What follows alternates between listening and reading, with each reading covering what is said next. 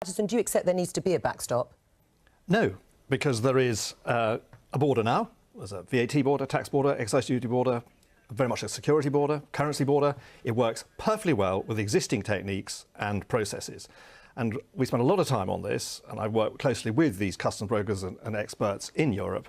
We know that extending those processes to include export declarations and import declarations, there's absolutely no need for any infrastructure at all on the border, and all modern borders are moving away from the border. Except the EU doesn't agree with you, Ireland doesn't agree with you, even Theresa May doesn't agree in terms of the need for a backstop. They think there is a need for it. When would your technical solution be ready? Now. These techniques exist.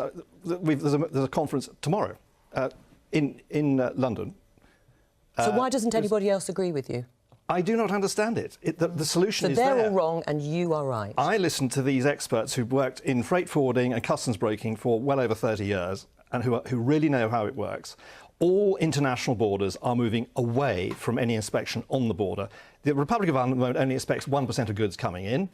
The goods going over the border are 0.2% of UK GDP. Even some of your colleagues who supported Brexit and have looked into this on select committees have said the technology just doesn't exist.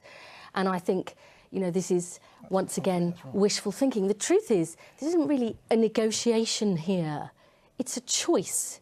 It's a choice between whether we stay as close to Europe as possible. And that wouldn't be leaving the EU, of course, if you stay in the single market and customs union. I'm terribly sorry, that is wrong. These guys really know about modern technologies. You're talking about very regular, repeat shipments of milk, of aggregates, 13,000 border crossings for Guinness.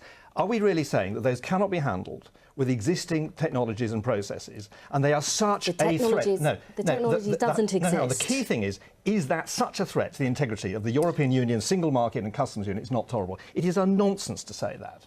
And at this stage, it is we know now that technically that Chequers can't work. We have got to move rapidly to what Tusk offered us back in March, a free trade deal with reciprocal zero low tariffs. For many of our manufacturing companies. Why? It wouldn't include 80% of our economy, which is services. And as your own Prime Minister has said to the House of Commons, it wouldn't deal with the Northern Ireland border issue, something that I'm afraid was brought up during the Brexit campaign, was ignored and has now come back to bite us. Can I just say one thing which is very important here, which is everybody talking about a deal being done. Let's be really clear about this. It is a deal on the withdrawal agreement. It isn't the future trading relationship. And my real concern is that I want to know the details of our future relationship with the EU. All right, we'll come to that.